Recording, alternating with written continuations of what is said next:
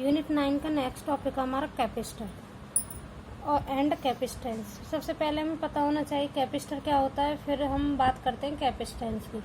Capacitor होता क्या है, क्या इसके अरेंजमेंट है, क्या लॉजिक है इसके पीछे।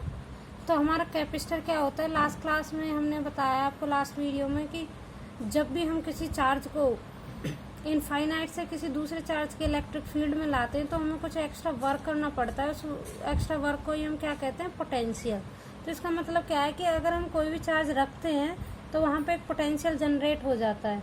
तो उसी कंसेप्ट पर बेस यहाँ पे कैपेसिटर है। हमने क्या किया है, दो पैरेलल प्लेट लिए, एक पॉजिटिव चार्ज के लिए और दूसरी नेगेटिव चार्ज की। दोनों को एक फाइनाइट डिस्टेंस से सेपरेट करके रख दिया है। किस में रखा है, एयर वगैरह में, मतलब कोई भी नॉन कंडक्टिंग मीडियम में रख देते हैं तो इन दोनों के बीच में एक पोटेंशियल डिफरेंस जनरेट हो जाता है और यही अरेंजमेंट हमारी क्या कहलाती है, कैपेसिटर। इसके बाद आती है कि इसकी कैपेसिटेंस क्या होती है, हम कितना चार्ज यहाँ पे पुट कर रहे हैं और उसके कारण कितना पोटेंशियल डिफरेंस जनरेट हो रहा है, उन दोनों का रेशियो हमारा क्या कहलाता है, कैपेसिटेंस।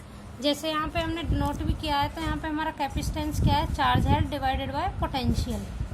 तो इसका सीधा सा फॉर्मूला हो गया कि हम कितना कैपेसिटर के ऊपर कितना चार्ज हेल्ड करा रहे हैं, कितना चार्ज रख रहे हैं और उसके चार्ज के कारण कितना पोटेंशियल डिफरेंस कैपेसिटर के अक्रॉस जनरेट हो रहा है, उन दोनों का रेशियो हमारा क्या कहलाया है, कैपेसिटेंस। तो यहाँ से कैपेसिटेंस को C से डिनोट किया है, चार्ज को हमें पता है Q से डिनोट करते हैं, पोटेंशियल डिफरेंस को V से। तो यहाँ से C इक्वल टू क्या आ गया है, Q/V। फिर ये बात आती है कि कैपेसिटेंस की SI यूनिट क्या है। तो इसकी SI यूनिट क्या होती है हमारी, फेरड। किसी भी सर्किट का अगर हमें कैपेसिटेंस मेजर करना है तो हम किस में मेजर करते हैं, फेरड में। यहाँ पे ये लिखा भी हुआ है, ये इसकी SI यूनिट है। इसके बाद हमारा नेक्स्ट टॉपिक आता है कि टाइप्स ऑफ कैपेसिटर। कैपेसिटर के कितने टाइप्स होते हैं, तो ये डिपेंड करता है हम किस मटेरियल से बना रहे हैं। मतलब जो हमारी कैपेसिटर में प्लेट्स लगी हुई हैं वो कौन से कंडक्टिंग मीडियम की हैं, मटेरियल की हैं, या फिर कौन सी किस तरह की कैपेसिटर की ज्योमेट्री है, वेरिएबल कैपेसिटेंस है या फिर हमारा फिक्स्ड वैल्यू का कैपेसिटेंस है। तो इस तरह से कई टाइप्स के कैपेसिटेंस हो सकते हैं, वो हमारा फिलहाल इतना इम्पोर्टेंट नहीं है। इसके बाद आता है कि हम अरेंज कैसे करते हैं सर्किट में कैपेसिटर को। तो यहाँ पे हमारा दो तरह की ग्रुपिंग होती है, एक सीरीज कॉम्बिनेशन होता है, दूसरा पैरेलल कॉम्बिनेशन होता है। सीरीज कॉम्बिनेशन क्या होता है कि हम एक ही लाइन में सभी कैपेसिटेंस को अरेंज कर देते हैं, सभी में सेम करंट फ्लो करता है। और दूसरा पैरेलल कॉम्बिनेशन क्या होता है कि हम डिफरेंट लाइन में कैपेसिटर्स को अरेंज करते हैं और उनमें डिफरेंट करंट जाता है। तो इसी कंसेप्ट पे बेस है दोनों। तो हम पहले बात करते हैं सीरियल कॉम्बिनेशन की, कि सीरियल कॉम्बिनेशन में किस तरह से कैपेसिटेंस को ऐड किया जाता है और क्या उसकी कैपेसिटेंस होती है सर्किट की, किस तरह से कैलकुलेट करते हैं। तो यहाँ पे हमने देखा है कि पॉइंट A और B के बीच में हमने 3 कैपेसिटर्स को अरेंज कर दिया है। अगर हमारा पॉइंट A से करंट स्टार्ट होगा फ्लो होना तो B तक सेम करंट जाएगा, एक ही लाइन है, डिवाइड नहीं हो रहा है कहीं भी करंट सेम है तो तीनों कैपेसिटर्स में चार्ज भी सेम होगा। अगर चार्ज सेम है तो हमारा potential difference across capacitor different हो जाएगा। जैसे C1 के अलोंग होगा V1, C2 के V2 और C3 के V3।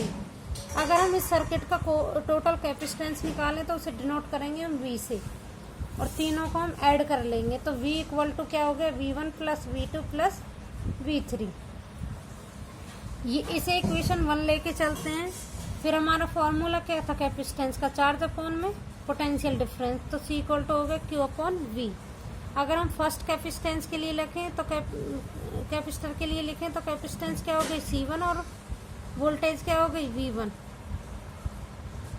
तो यहाँ से V1 किसके इक्वल आ गया, Q/C1 के। V1 को इधर ले गए हम क्योंकि हमें V की वैल्यू चाहिए थी इस इक्वेशन पुट करने के लिए, तो C/में आ गया। ऐसे V2 निकालेंगे Q/C2, ऐसे V3 निकालेंगे Q/C3। अब इन वैल्यूज को अलग अलग जो वैल्यूज निकाली हमने इक्वेशन 1 में पुट कर दिया है। तो यहाँ से V किसके इक्वल आया, Q/C1, V2 की जगह Q/C2 और V3 की जगह Q/C3। Q कॉमन दिख रहा है तो हम इसे बाहर निकाल सकते हैं Q को। ऐसे ही अगर हम पूरे सर्किट के लिए लिखें तो यहाँ पे जो पोटेंशियल डिफरेंस है किसके इक्वल हो जाएगा, Q इनटू में सीरीज कॉम्बिनेशन ऑफ कैपेसिटेंस। तो Q/में सी एस से डिनोट किया है। यहाँ से हमने क्यू कॉमन ले लिया है तो क्या बचा 1/C1 plus 1/C2 plus 1/C3। Q से क्यू हमारा क्या हो गया कैंसिल। तो हमारा जो फॉर्मूला निकल के आया वो क्या है 1/CS equal to 1/C1 plus 1/C2 plus 1/C3। तो इसे हम क्या लिख सकते हैं समेशन ऑफ 1/CI कि ये कैपेसिटेंस हमारे 2 भी हो सकते हैं, 3 भी हो सकते हैं, 4 भी हो सकते हैं, अप टू कहाँ तक जाएंगे इन्फिनिटी तक। तो अगर बहुत सारे कैपेसिटेंस को एक साथ ऐड करना है तो हमने समेशन ले लिया जैसे मैथ में यूज़ करते हैं। अब हम एग्जांपल लेके चलते हैं। अगर हमारे पास 2 ही कैपेसिटर हो तो C1 और C2 ही होगा। तो यहाँ से क्या हो गया QCS इक्वल टू हो गया Q/C1 plus Q/C2। Q common ले लिया कैंसिल हो जाएगा। तो क्या बचेगा 1/C1 प्लस 1/C2। LCM लेंगे C1 इंटू C2, ऊपर और क्या बचेगा C2 प्लस C1। 1/CS इसके इक्वल आया है। तो हम अगर क्रॉस मल्टीप्लाई करेंगे रेसिप्रोकल करेंगे तो CS किसके इक्वल आएगा हमारा C1 into C2 divided by C1 plus C2।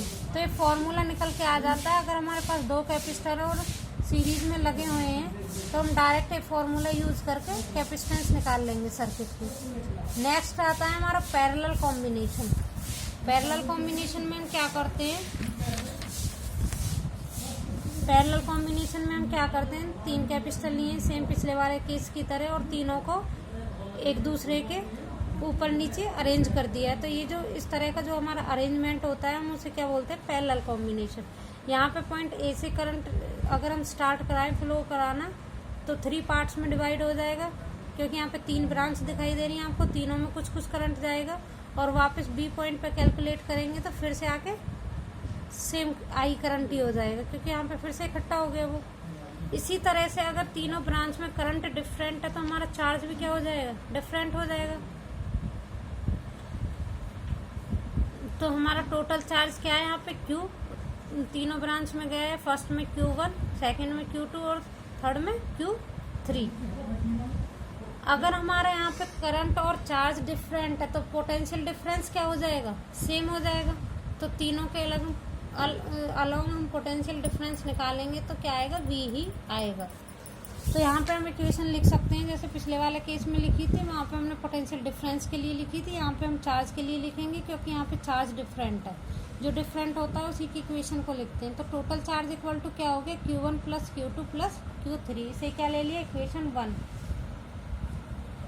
Last time की तरह क्या करेंगे कैपेसिटेंस किसके इक्वल है हमारा चार्ज अपॉन पोटेंशियल डिफरेंस। तो यहाँ से अगर चार्ज की वैल्यू निकालें तो चार्ज किसके इक्वल आ जाएगा कैपेसिटेंस इंटू में पोटेंशियल डिफरेंस।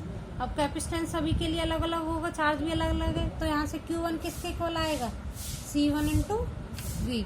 ऐसे Q2 निकालेंगे तो C2 इंटू V और Q3 निकालेंगे C3 इंटू V। तो सारी वैल्यूज को इक्वेशन 1 में पुट करेंगे। Q की जगह क्या आ गया CV इक्वल टू Q1 की जगह C1 into V plus Q2 की जगह C2 into V plus Q3 की जगह C3 इंटू V। तीनों में से पोटेंशियल को कॉमन ले सकते हैं, V कॉमन से ले सकते हैं। यहाँ पे हमने कॉमन लिया है CV इंटू में V ब्रैकेट में C1 plus C2 plus C3 into में। तो V से V क्या हो जाएगा कैंसिल। यहाँ से C किसके इक्वल आ गए C1 plus C2 plus C3। ऐसे ही अगर हमारे बहुत सारे चार्ज लगे हों तो ये कहाँ तक जा सकते हैं 2, 3, 5, 6 इनफाइनाइट तक जा सकते हैं। तो क्या लिख सकते हैं सीधा कैपेसिटेंस निकालनी है हमें पैरेलल कॉम्बिनेशन के लिए डायरेक्ट हम ऐड कर देंगे C1 plus C2 C3 up to जितने भी हमारे कैपेसिटर लगे होंगे। तो ये दोनों हमारे कॉम्बिनेशन हो गए हैं। या तो हम कोई भी सर्किट में यूज़ करते हैं पैरेलल कॉम्बिनेशन करेंगे या फिर सीरीज। और अगर हमें सर्किट की कैपेसिटेंस निकालनी है तो हम डायरेक्ट ये फॉर्मूले यूज़ कर लेंगे। पैरेलल के लिए डायरेक्ट सम होता है और सीरीज के लिए हम सम का रेसिप्रोकल करते हैं। ये फार्मूला जो लिखा हुआ है एलसीएम वगैरह लेके यहाँ से कैलकुलेट कर लेंगे, हमारा टोटल फार्मूला है। इसके बाद आता है यूज़ कहाँ होता है कैपेसिटर का। तो जहाँ भी हमें चार्ज को स्टोर कराना है, करंट को स्टोर कराना है, वहीं पे हम क्या करते हैं यूज़ कर लेते हैं कैपेसिटर का। बहुत सारी इसकी इलेक्ट्रॉनिक एप्लीकेशन है, घरों में हम यूज़ करते हैं, जैसे फ़ैन में यूज़ करते हैं, या फिर बहुत सारी मोटर्स होती है, सभी में क्या लगा होता है, कैपेसिटर लगा होता है। फैन स्लो चलने लग जाता है, क्या कहेंगे कि कैपेसिटर खराब हो गया, चेंज कर दो इसे। तो ऐसे इसकी बहुत सारी एप्लीकेशन है। हमारा जो इन्वर्टर होता है उसमें भी कैपेसिटर लगा होता है। इसके बाद हमारी डीसी मोटर सप्लाई होती है जितनी भी, उनमें सब में कैपेसिटर लगा होता है। घरों में जो सर्किट होता है, एक जगह से दूसरी जगह पे हम करंट को पहुंचाते हैं, वहाँ भी कैपेसिटर का यूज़ किया जाता है। वेंडिग्राफ जनरेटर इंस्ट्रूमेंट है, इसमें भी कैपेसिटर का यूज़ किया जाता है। तो इसके हमें 5-6 यूज़ लिखने हैं, तो यहाँ से हम इसके यूज़ लिख लेंगे।